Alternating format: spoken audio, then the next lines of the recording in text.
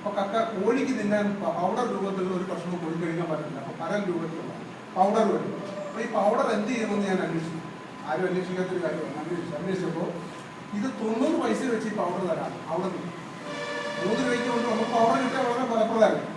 അങ്ങനെ തമിഴ്നാട്ടിൽ നിന്ന് ഈ പൗഡർ 90 രൂപ എന്നിട്ട് വെച്ച് എന്തിനാന്ന് ചോദിച്ചു. നമ്മൾ ഞാൻ എനിക്ക് കഴിക്കാമല്ലോ. ഉപയോഗം പറഞ്ഞവർ തരത്തില്ല. അവർ പറയണ വരെ കൊടുക്കുന്നത്. ഞാൻ ഈ സാധനം ടണ്ണ് കണക്കിന് ഇറക്കി വീട്ടിൽ വെച്ചു. ഞാൻ ഈ കൃഷി ഉപയോഗിക്കുന്നു. ഇതിന് 1 ഗ്രാം രാസവളമോ 1 ഗ്രാം പിന്നെ ഇപ്പം കപ്പലിന്റെ പിണ്ണാക്കോ ഇവിടെ കിട്ടുന്ന കപ്പലിന്റെ പിണ്ണാക്കല്ല, റബ്ബറിന്റെ പുഴു പിണ്ണാക്കിട്ട് അക്ക് വെക്കുന്നതാണ്. കൂടുതലില്ല. 16 രൂപ 17 രൂപയ്ക്ക് പിണ്ണാക്ക്.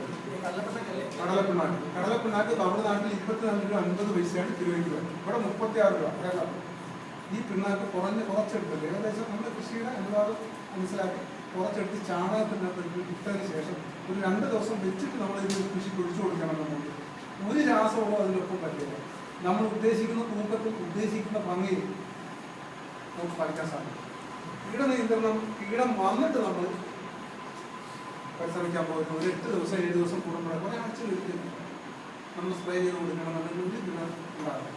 പിന്നെ പക്കയുടെ പ്രയോജനം വളരെ വലുതാണ്. നിസ്സാരമായിട്ടുള്ള കാര്യം നടന്നില്ല. പുകയില ഉപയോഗിക്കാം. പുകയിലയും നല്ലതാണ്.